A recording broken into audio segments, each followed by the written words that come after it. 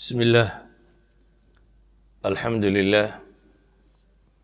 الصلاة والسلام على رسول الله وعلى آله وصحبه وسلم تسليما كثيرا اللهم وفقنا لما تحب وترضاه وبعد فسلام الله عليكم ورحمته وبركاته أيها الأحبة وسؤال قف كستoo مسلم isweydiin karo oo dhulkan jooga sidee bay u suurto galaysaa inuu meeshana joogo diintiisana u ilaashado qof kasta oo dhul uu gariib ku yahay taga stranger ah waxa uu baa in mashaakil tiro badani oo nololeed ka hor imanayaan mashaakilku wuu sii adag yahay marka aad timaado ummad dhisan oo hadday tahay mabaadi'deed oo dhan haysata innagu waxaynu u nimi halkan inaynu su-aalo runtii isweydiinaba habboon ku saabsan waxaynu u nimi inaynu wax ku bedelano mise waxaynu u nimi inaynu wax kororhsanno inaynu wax ku bedelanaa dee waa fududahay qofku hadduu rabo afkiisa dhaqankiisa diintiisa waxaba inuu dhiibo bedelkana wixii uu helayo uu qaato waa war la garto mid kalena waxa weeyaan waxaagiina inaad haysato waxna ku darsatid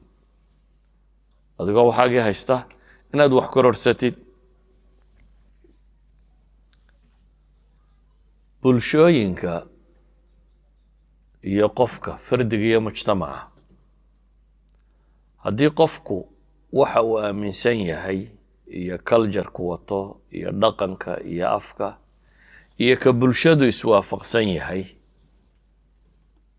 wuxuu dareemaa raynrayn iyo naxariis iyo deganaanshiyo mashaakilku way ka yaraadaan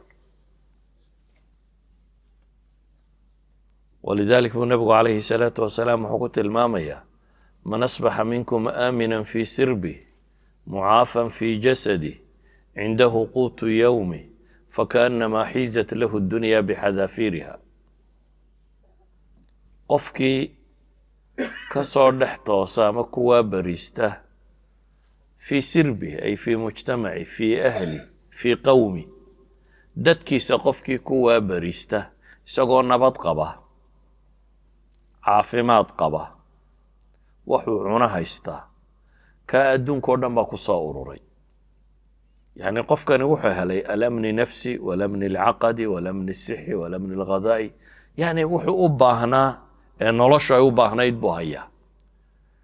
waxaana iswaafaqsan bulshadu u yimi ama bulshadu ka tirsan yahay waxay aaminsan tahay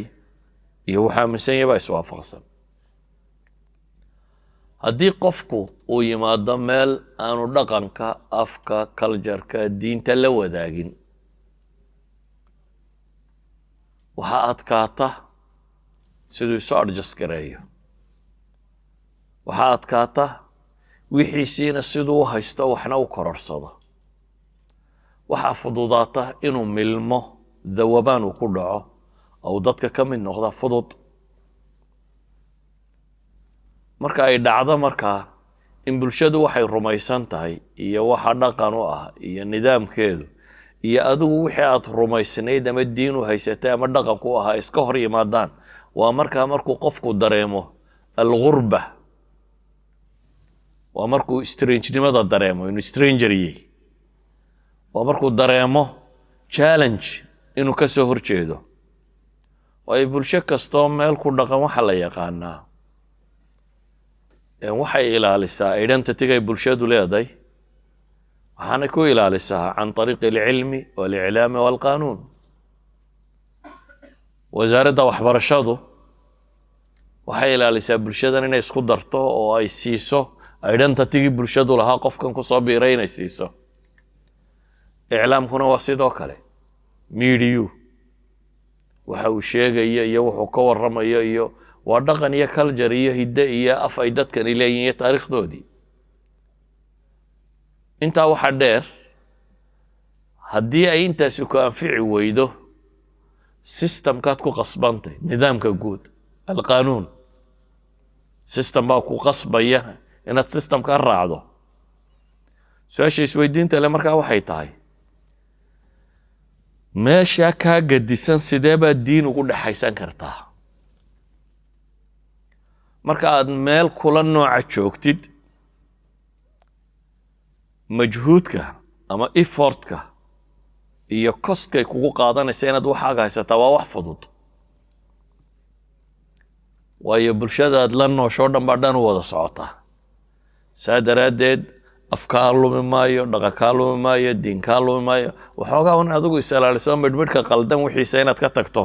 ayuunbaad u baahan tahay, laakiin systemka guud wixii aad rumaysnayd buu wadaa. marka inaad diintaada ilaashato, ilmahaaga ilaashatid, dhaqankaaga ilaashatid, awoodda aad ku bixinaysa iyo hantida aad ku bixinaysaa waa wax yar. markaad se timaadid meel aad intiiba kaga gedisan tahay, waxay u baahan tahay wakti ka badan iyo hanti ka badan iyo effort ka badan iyo caqli ka badan aad ku adeegsato si aad waxaagii hore u ilaashato, u suurtoobi karto inaad waxna kororsato. sideedabana ilaahay qur-aanka wuxuu ku tilmaamayaa wain tutic akthara man fi lardi yudiluuka can sabiili illah. dadka dhulka ku nool intooda badan haddaad aqbasho yudiluuka can sabiili illah baa ilaahay tilmaamaya, jidkay kaa luminayaan. haddaba qofka halkan yimi waxaa la yidhaahdaa laba option ama laba doorasho qura, laba khiyaaro keliyuu haystaa. khiyaar waa inuu u diyaar garoobo sidii uu diintiisana u xejisan lahaa iyo wixiisa waxna u kororsan lahaa. hadduu arkayo taasi inaanay suurtagal ahayn, khiyaar labaad ma jiro ee waa inuu meeluu wixiisa ku haysan kara tagaa. waxaa laga yaaba inaad tirahda halkaa dhib baa ka jirte. dunida gebigeeduba waa challenge intaad nooshahay, waa alibtilaa. تبارك الذي بيده الملك وهو على كل شيء قدير الذي خلق الموت والحياة ليبلوكم أيكم أحسن عملا. dunida waxaad u joogtaa in lagu imtixaamo, laakiin hadday kugu xidhan tahay markaa imtixaanka nooca aad challenge garaynayso, challenge-ka aad rabto inaad qaadato, kanna waad qaadan kartaa challenge-ka aad jooga haddaad ka bixi karto. haddii aanad kan awoodi karin waa inaad qaadataa challenge-kii aad walba ka soo carartay oo nabad iyo dhaqaale iyo cunno ku saabsisanaa. kaas sidii aad u manage garayn lahayd waa inaad waajahda, laakiin meel ka dhaxaysa ma jirto labadaa. wixii ka dhaxeeya waa dhimasho un. maxaa loo baahan yahay markaa inaynu haysanno teeni? ilaahay qur-aanka wuxuu inoogaga warramayaa qisas tiro badan oo ku saabsan bulshooyin dunidan soo maray iyo siday u noolaayeen. bulshooyinkaa ilaahay ka warramaya qur-aanka qisaskooda ku soo naqliyey, qaar gaalo ah iyo qaar muslimaba way lahaayeen. ummadaha ugu tirada badan leh qur-aanku uu ka warramo waxaa ka mid a dadka yahuudda la yidhaahdo. yahuudi waa bulsho taariikh dheer leh. waa dad xun iyo dad wanaagsan ba lahaa. dad wanaagsan oo badan bay lahaayeen saa qur-aanku ka warramayo, bale ambiye badan bay lahaayeen. nebiyo, nebi yacquub, nebi yuusuf, nebi sulaymaan, nebi huud, nebi muuse. ambiyada qur-aanka warramaya o dhammi de waa familiga, waa bulshadaasi ka tirsanaya. dad wanaagsan way lahaayeen. aimatan yahduuna biamrina lama sabaruu wa kaanuu biaayaatina yuuqinuun wajacalnaa minhum aima. ilaahay wuxuu leeya iyaga waxaanu ka yeelay a'imo aayaadka yaga, a'imo sabray oo aayaadkaaga yaqiinsaday oo dadka qudwa u noqday, tusaale. dhanka kalena kuwa xun bay lahaayeen. ilaahay markaa qur-aanka wuxuu inooga warramayaa bulshada reer banu israa'iil ay idhaahdo qayb mar ka mida taariikhdoodii. إلهي وحده وقطعناهم في الأرض أمما ونقوقين ودول كانوا كسيدين نبا إلهي قطعناهم في الأرض أمما منهم الصالحون ومنهم دون ذلك وبلوناهم بالحسنات والسيئات لعلهم يرجعون dad wanaagsanna way lahaayeen baa ilaahay yidhi dad xunna way lahaayeen waana la googooyey waa itixaamay baa ilaahay leeyo xasanaad iyo sayi'aadba wanaag iyo xumooy samaba waa lagu itixaamay lacallahum yarjicuun maxaa xaalkoodii noqday markaa waxaa qisaskaa laynoogaga warramayaa inaynan qaar ka midi ficladay sameeyeen inaynan samaynin ilaahay wuxuu leeyahay markaa fakhalafa min bacdihim khalfun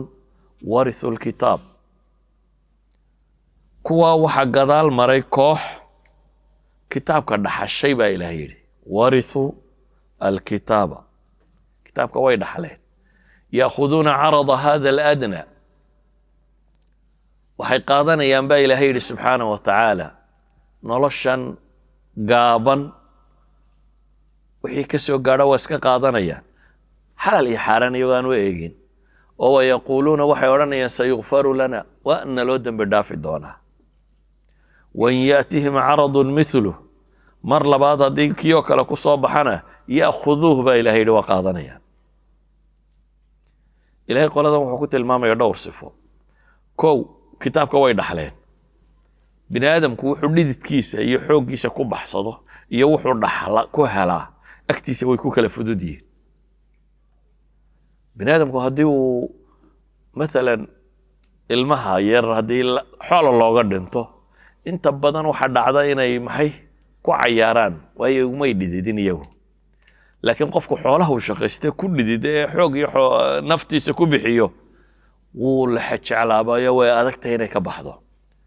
noloshoo dhan baa sidaasiya diinta dadka u dhintay ee naf iyo maalba soo siistay ee waxay u hijrooday saxaabadii nebiga iyo dadkani waa noloshooda dhan bay siisteen saawgeed way ku adkaayeen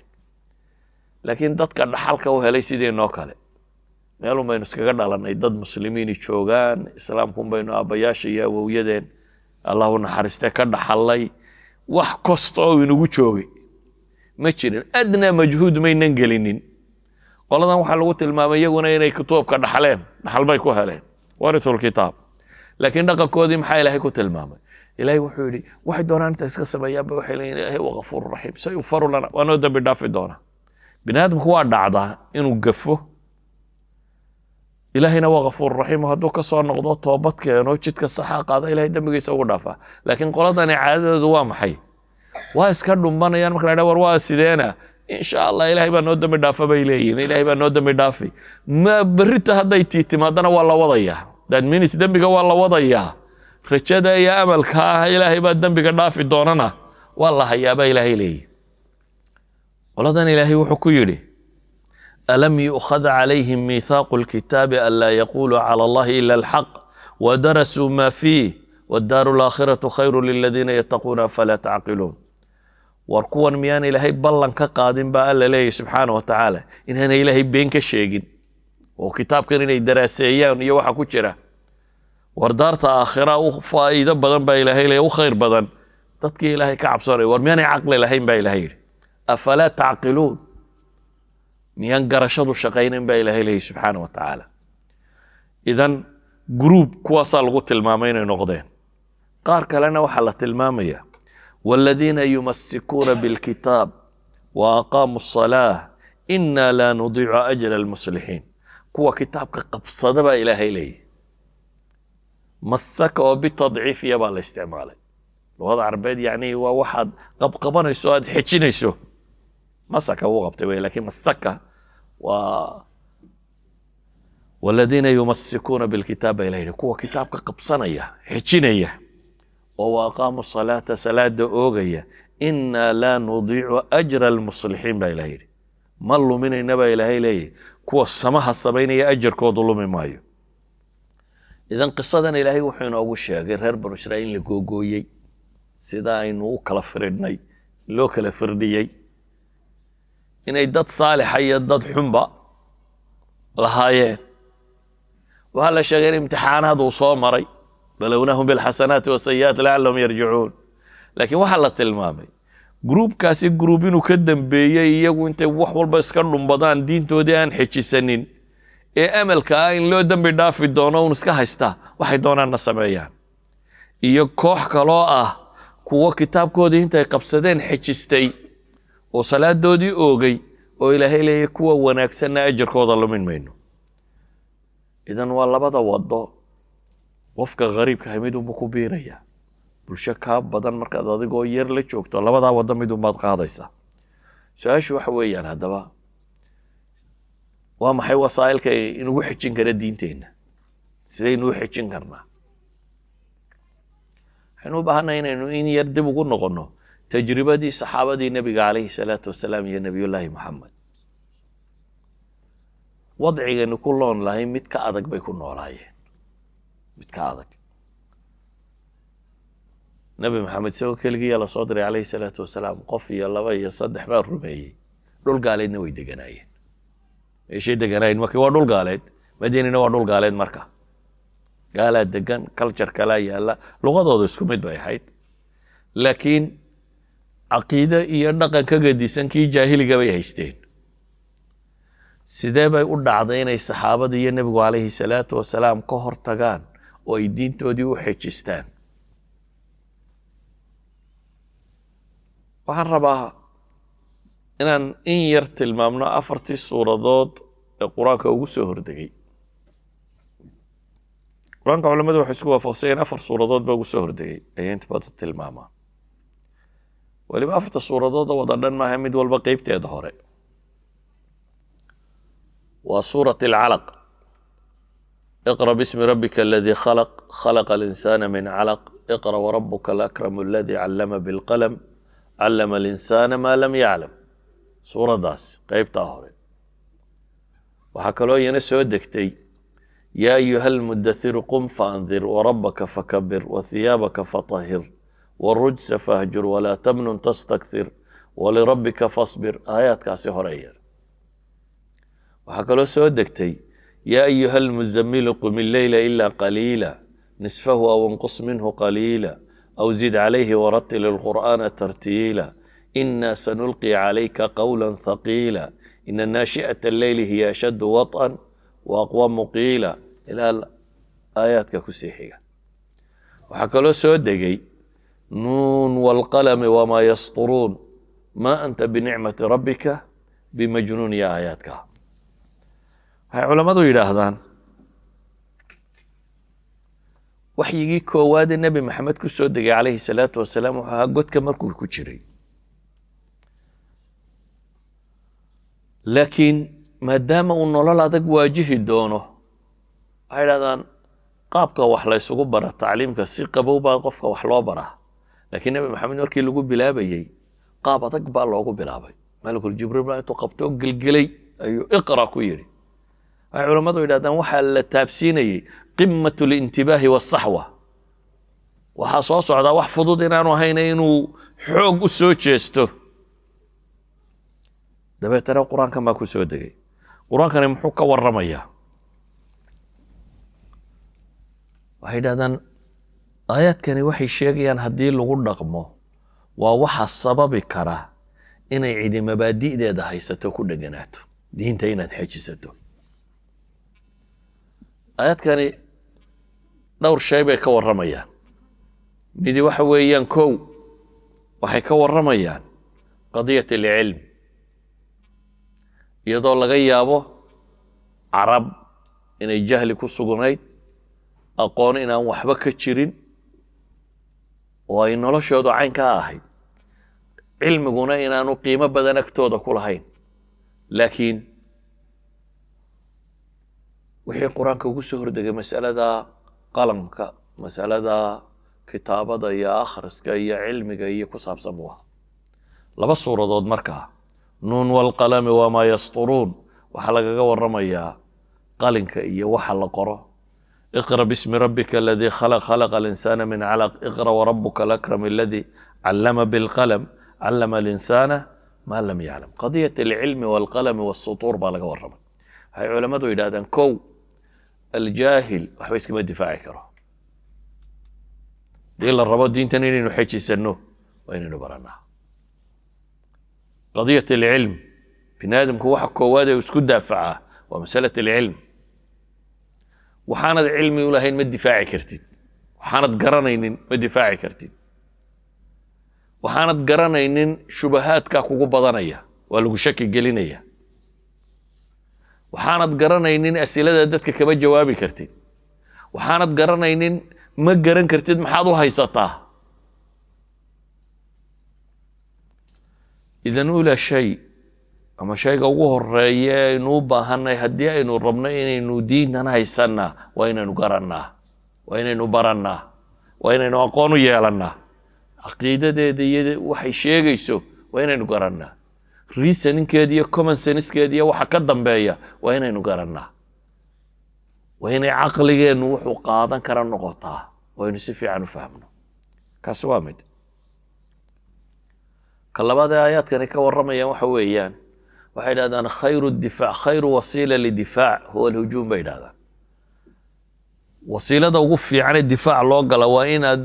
hujuum ama diyaar u tahay inaad wax iska dhicin kartid haddii adigu un lagu yeedho mabaadida kalun lagugu wado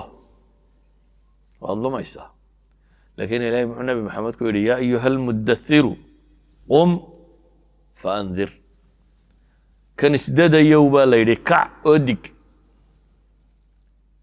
waxaa ka horreysay oo soo degtay ibnu iqra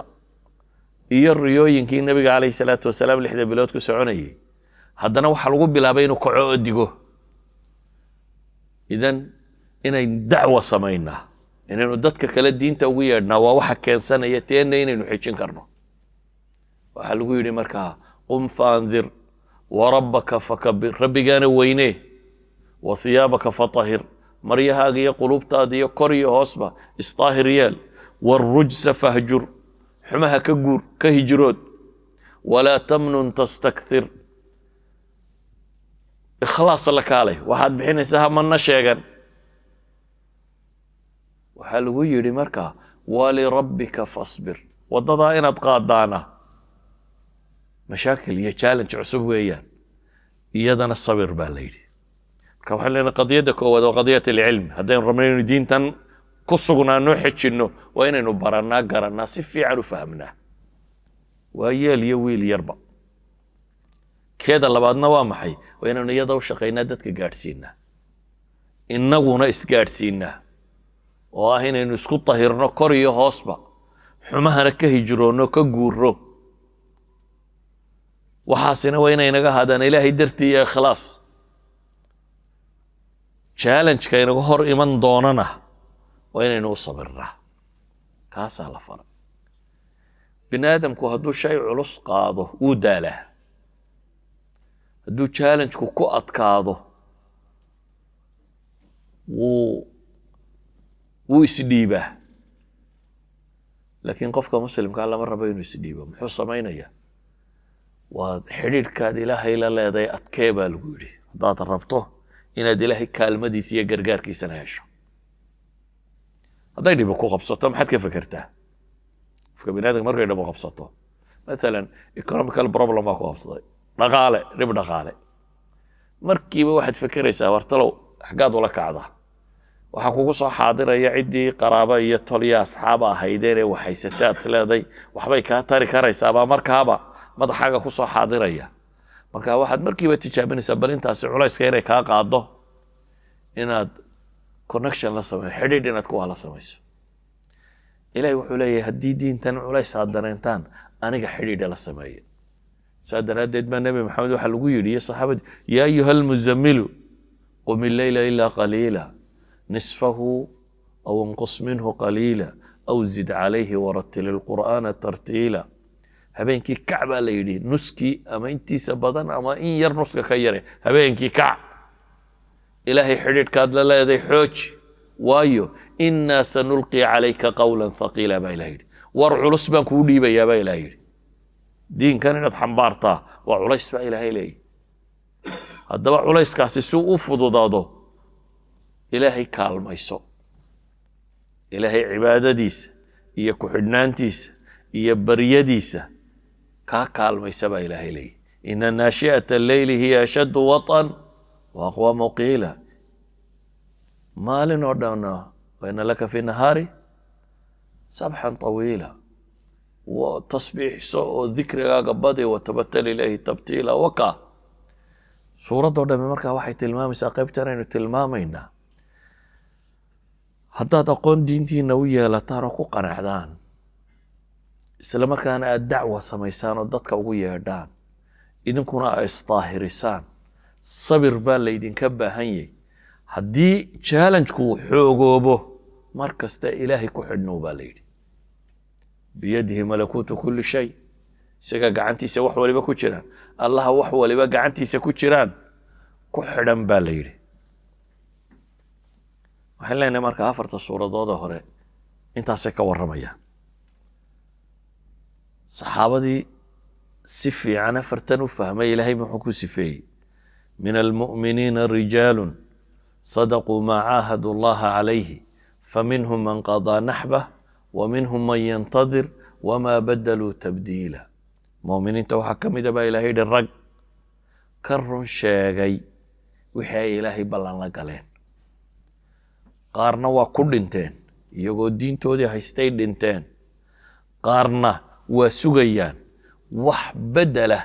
كما يسمين دين تودي با إلهي لي ما يبدلين إلهي وحكوت المامية رجال لا تلهيهم تجارة ولا بيع عن ذكر الله وإقام الصلاة وإيتاء الزكاة يخافون يوما تتقلب فيه القلوب والأبصار والرقبة إلى إليه أنا كمشغول تجارة هي بيع هي دقال الرادنتو إلهي حسكي سدقالو مدافية إلى إليه هي صلاة أوغستيد هي زكاة بحنتيدا وايو waxay ka cabsanayaan maalin qalbiyada iyo indhuhuba ay gadgadoomaan hadda inta badan su'aalaha hadii goor la isweydiiyo waxa kamid ah meelahan marka la joogo shaqadii iyo maxaa la yiraahdaa iyo salaadii ba isku beeg mooyday sheekh maxaa la yaa waxa qiil loo raadinaya maxay shaqaduna deeyadu isweydiin ma leeyahay inay xagga salaada laga helo fasax loo helo dhanka salaada ka soo baxa ama ilaahayna wuxuu ina leeyahay ragga diintooda haystay astaantooda waxay ahayd rijaalun laa tulhiihim tijaaratun walaa baycun can dikri illaahi wa iqaami salaa duul aanay ka weecinin ama aanay dhaafinin tijaarada iyo xoolo raadisku ilaahay xuskiisa iyo salaada ogisteeda iyo zakada aanay dhaafinin idan waxaan leenahay kow afarta shay ama saddexda shay ee aynu nidhi duuduub ahaan afartaa suuradood ee qur-aanka ugu soo hordegaa tilmaamayey waa waxa koowaad aynu diinta ku xijin karno waa tajribadii ay ka soo baxeen saxaabadii iyo nebi maxamed calayhi salaatu wasalaam ilaan iyaba dhul gaaleed bay joogeene waxay diintoodii u xejisteen ee ay u faafiyeen maanta dhowrka 2 bilyan ay u haysataa qur-aankaasaa ilaahay ku sugay waxaa sheegaya